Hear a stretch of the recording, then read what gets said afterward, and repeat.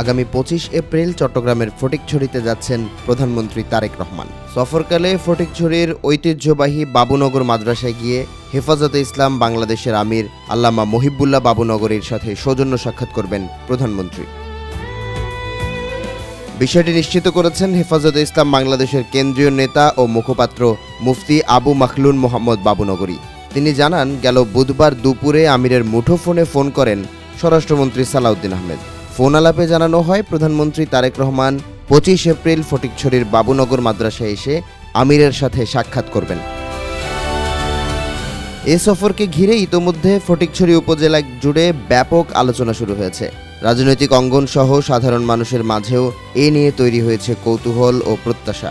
সচেতন মহল মনে করেন, ফটিকছড়ি দীর্ঘদিন ধরে রাজনৈতিকভাবে গুরুত্বপূর্ণ এলাকা। প্রধানমন্ত্রীর এই সফর শুধু একটি সৌজন্য সাক্ষাৎ নয়, এটি দেশের বর্তমান রাজনৈতিক পরিস্থিতিতে একটি গুরুত্বপূর্ণ বার্তা বহন করতে পারে।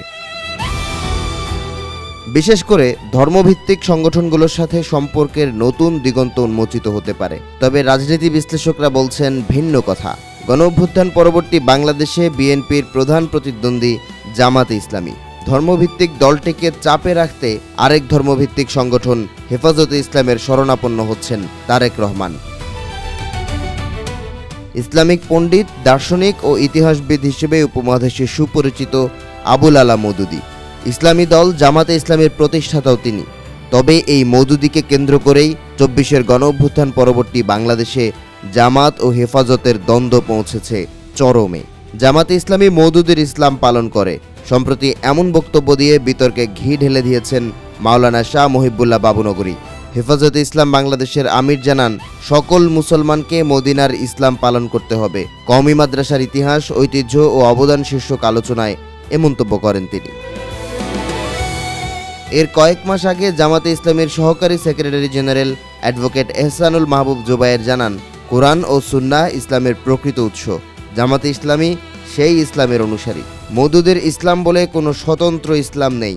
ইসলাম নিয়ে আবুল আলা মওদুদীর দর্শন বিশ্বজুড়ে বিতর্কের ক্ষেত্র তৈরি করেছে। কুরআনে কারিমে বর্ণিত রয়েছে, আল্লাহ তাআলা শস্যের দানা পরিমাণ অর্থাৎ সামান্য পরিমাণ জুলুম অবিচার করেন না। কিন্তু মাওলানা মওদুদীর আকীদা হলো আল্লাহ তাআলা জালেম।